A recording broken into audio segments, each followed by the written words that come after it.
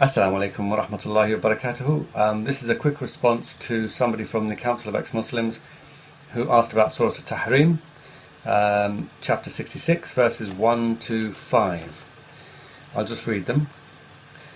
O Prophet of God, why have you forbidden that which God has made lawful for you, seeking to please your wives? But God is oft forgiving, most merciful. God has ordained for you the dissolution of your oaths, and God is your protector. He is full of knowledge and wisdom. When the Prophet disclosed a matter in confidence to one of his wives, and she then divulged it to another, God made it known to him, and he confirmed part and repudiated a part. Then when he told her, she said, "Who told you this?"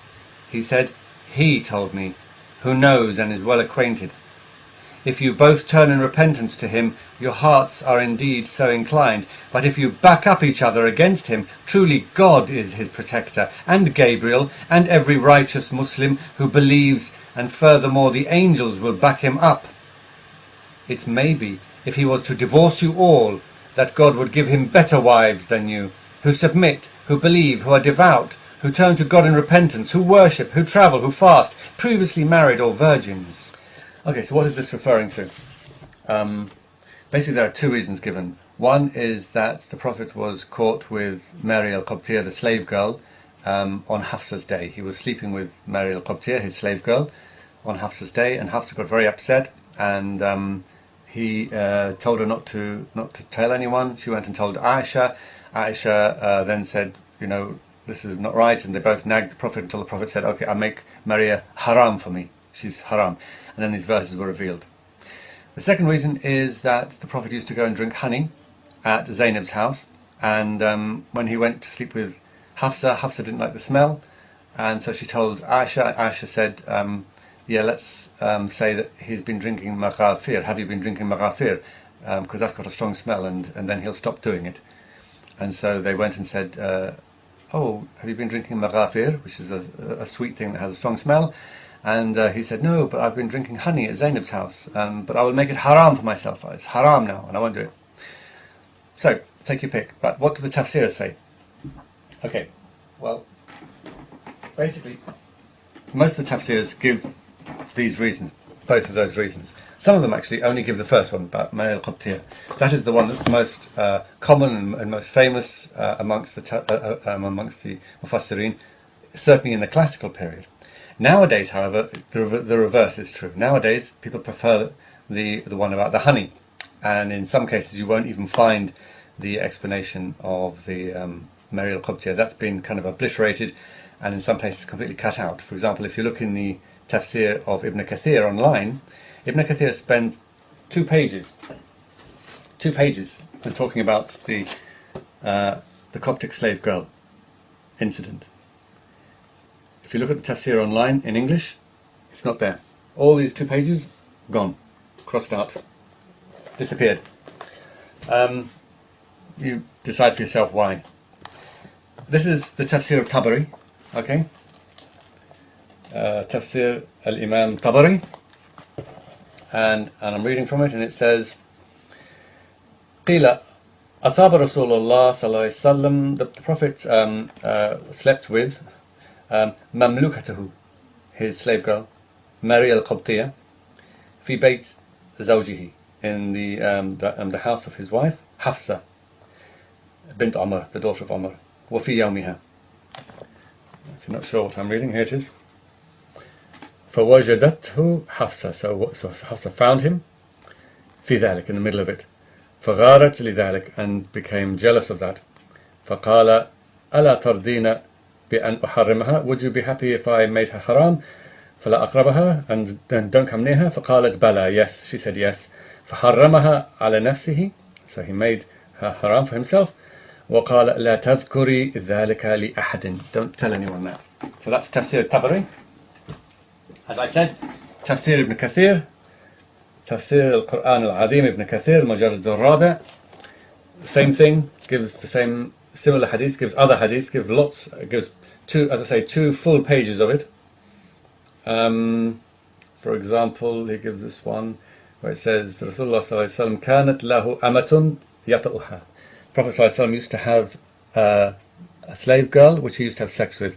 فلم تزل به عائشة وحفصة حتى حرمها. And so Hafsa and Aisha didn't stop nagging him until he made her haram, and then these verses were revealed. That's Tafsir ibn Kathir. What other tafsirs have we got here? This is Tafsir Baydawi. Okay. Tafsir Baydawi, al-Baydawi. And يا أيها الذين يا أيها النبي لما تحرم ما أحل الله لك. روى أنه عليه السلام خلا بماريا. So it is related that he slept with Mariyah في يوم عائشة أو حفصة. There are two narrations whether it is Aisha or Hafsa. That was Tafsir Baydawi. This is Tafsir Zamakhshari al-Kashaf. Same thing. What have we got here? Now the reason I'm doing all this because the guy on the council said that it's not in any source. He couldn't find any sources for it. It's not in the tafsirs. So I'm just showing him that these are all the classical tafsirs and it's all here in black and white. And if he can't find it, then he needs to ask himself why. Why is it that it's disappeared? And Rasulullah sallallahu alaihi wasallam khala bi Mariyah fi yawm Aisha, etc. So there we are. But I'll just show you one last tafsir, which is a very interesting one because.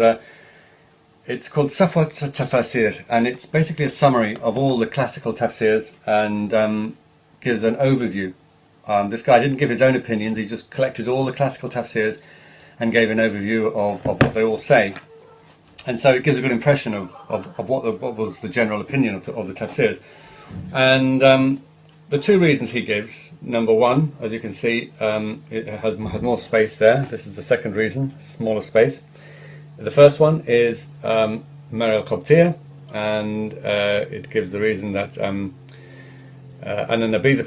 Prophet ﷺ كان يقسم بين نسائه, used to divide the days amongst his wives. فلما كان يوم حفصة, when it was Hafsa's day, استأذنت رسول الله صلى الله عليه وسلم, she asked for permission from Rasulullah في زيارة أبويها, to go and visit her parents. فأذن لها, so he allowed it. فلما خرجت, so when she went out, أرسل إلى جارته, he sent for his slave girl, Mary the Coptic, فعاشرها, and he slept with her. في بيت حفصة, in Hafsa's house. فرجعت, so she came back. فوجدتها في بيتها, and found her in her house. فغارت غيرة شديدة, and became very jealous.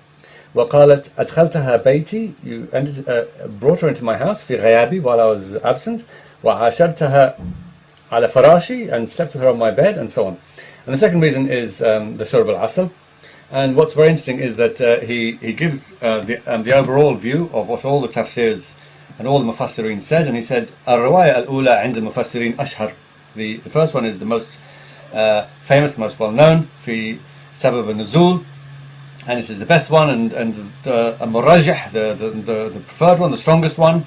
And he says that it is the strongest one for many reasons, and amongst the reasons he gives are that, for example, forbidding a wife, forbidding